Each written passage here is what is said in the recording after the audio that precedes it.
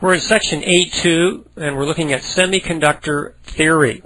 And we're starting out with a discussion of intrinsic semiconductors. Silicon, germanium, and gallium arsenide are primary materials used in semiconductor devices. Silicon and germanium are elements and are intrinsic semiconductors. In pure form, silicon and germanium do not exhibit the characteristics needed for practical solid-state devices. Isolated semiconductor atoms. Silicon and germanium are electrically neutral. That is, each has the same number of orbiting electrons as protons. So there is neither negative or positive. They are neutral.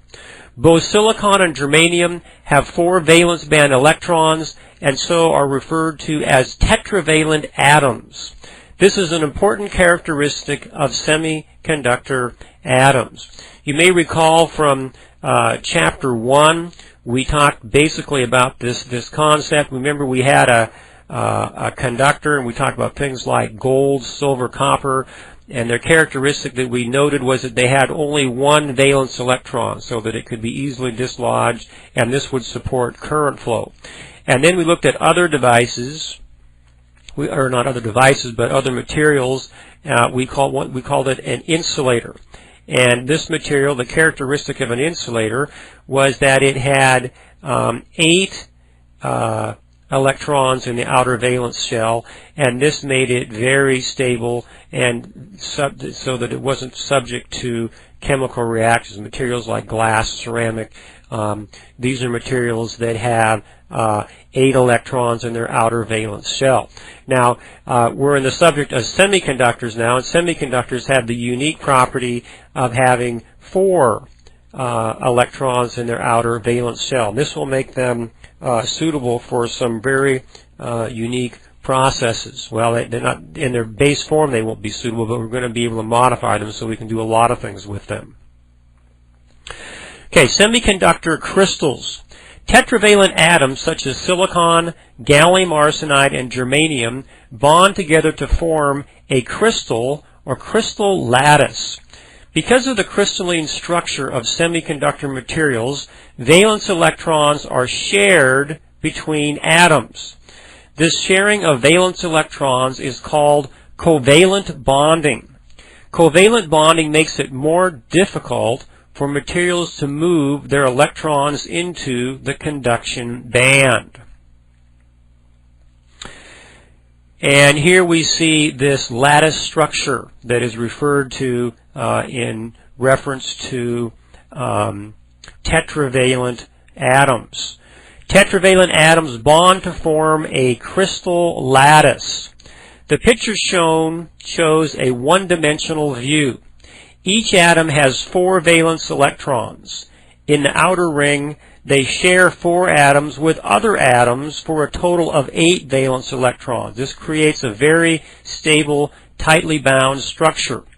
The shared electrons are referred to as covalent bonds. And so here, this is one of the silicon atoms, and it has 4 electrons in its valence shell.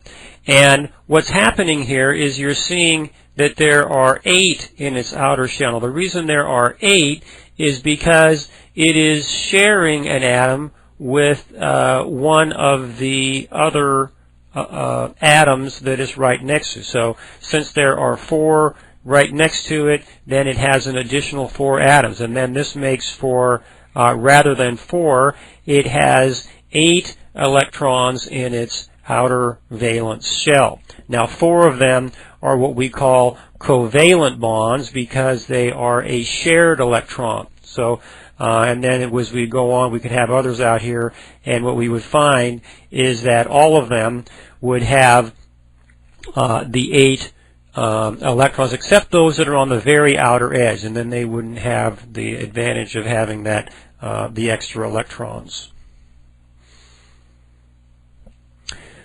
Okay, electron distribution. Let's consider the distribution of electrons at 2 temperatures. And you have a text in your, or a picture in your textbook that you might want to refer to this. I did not have access to that picture, so I couldn't put it into my presentation. But we're going to consider how these electrons are distributed at absolute zero and at room temperature. Now, at absolute zero, electrons are at their lowest energy level. Material acts like an insulator because no energy and no electron flow or movement. And there are no electrons in the conduction band. Now, you would kind of figure that this would be the way it would be with a semiconductor, because remember we looked at, on the previous screen, we looked at the structure, and we saw that there were 8 electrons in that valence shell. This is a rather tightly bound structure, but at absolute zero, there's no energy, and so the possibility of one of these electrons becoming free and becoming what we would call a conduction band electron is just virtually impossible, because at absolute zero, there's no extra energy, and so it's going to stay in this tightly bound state. Now, at room temperature, valence electrons have absorbed enough energy to move into the conduction band. At room temperature, a valence electron can receive enough energy to break away and move to the conduction band. So, at room temperature, okay, there is energy that's being picked up by these electrons, and one of these electrons can actually move out of this valence band and become a free electron. Atoms with broken covalent bonds, missing an electron. Now this one right here, this broken, it's missing an electron right here. They have a hole present where the electron was. And this is a concept we have not talked about before, but here we have this piece of silicon atom. It had an electron right here. That electron moved out to become a free electron, and what is in its place is, we call that a hole. Now there's nothing there. It's a hole. This simply means that it is a vacant spot where an electron was. For every electron in the conduction band, there is a hole in the valence band, and they are called electron-hole pairs. And so one concept that we will see here is that in pure silicon, you'll have an equal number of free electrons as you have holes, and that just kind of makes sense. Okay, electron distribution. As more energy is applied to a semiconductor, more electrons will move into the conduction band, and current will flow more easily through the material. Therefore, the resistance of an intrinsic semiconductor material decreases with increasing temperature. Now, that's an interesting thing. The resistance of an intrinsic semiconductor material decreases with increasing temperature, and the reason is the more heat, the more electrons that are free. And this is referred to as a negative temperature coefficient. As the temperature goes up, the resistance goes down. Okay, this concludes our introduction to semiconductors, and specifically to intrinsic semiconductor devices.